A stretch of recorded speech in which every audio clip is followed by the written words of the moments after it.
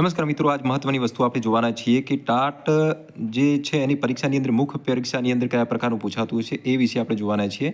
તો વિડીયોને અંત સુધી જોતા રહેજો અને ચેનલને સબસ્ક્રાઇબ ન કરી તો કરી લેજો, જેથી કરીને અવનવી માહિતી આપને મળતી રહેશે. આપણો વિચાર છે કે દરેક વિષય પ્રમાણે આપણે વિડીયો બનાવવા જઈ રહ્યા છીએ ભવિષ્યની અંદર, અને તો આપણી મેન્સ આવશે ત્યાર સુધી આપણે તમામ મુખ્ય પરીક્ષાના પેપર પણ આપણે જોઈ લેવાના છીએ.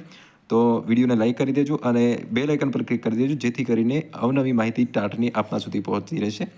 આજે હવે મહત્વની વસ્તુ આપણે લેવાના છીએ કે ટાટની અંદર કયા પ્રકારના પ્રશ્નો પૂછાતા હોય છે. તો એની અંદર સૌથી મહત્વની વસ્તુ છે, આપણે જોઈ શકો છો જે પ્રશ્નપત્ર 1 છે એની ગુજરાતી ભાષા સજ્જતા બાબતની અંદર છે.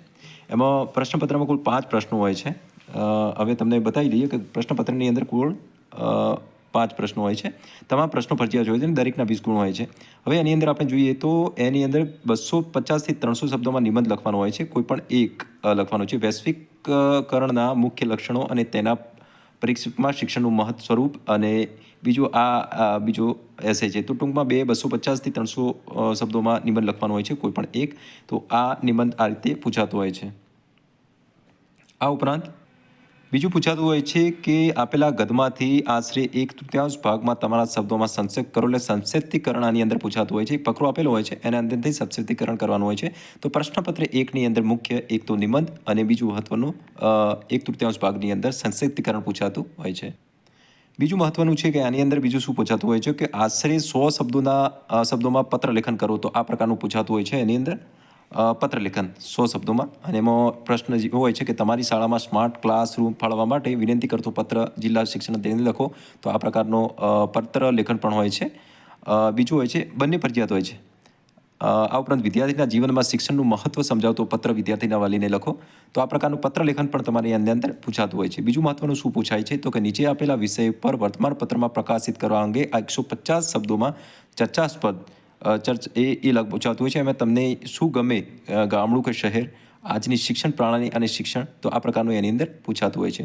આ ઉપરાંત સૂચ્યા મુજબના કરો તો કે રૂઢિપ્રયોગનો અર્થ આપી વાક્યમાં પ્રયોગ કરો.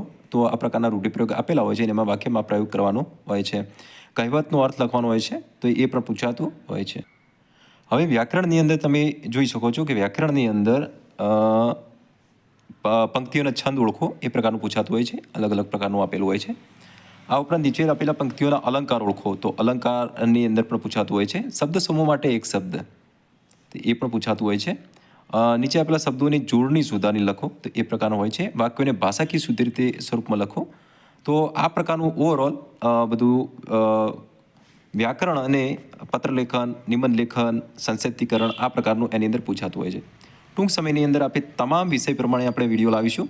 હવે આપને કેટલા માર્ક્સ થાય છે નીચે કમેન્ટ સેક્શનની અંદર આપ કમેન્ટ કરી શકશો. અને જે આપણે પ્રશ્નો હોય કયા વિષય ઉપર કયા બાબતો લાવી, તો એ પણ આપ કમેન્ટ સેક્શનની અંદર કમેન્ટ કરશો તો ચોક્કસથી અમે આ પ્રકારના વિડીયો આપના સુધી પહોંચતા કરીશું. નમસ્કાર.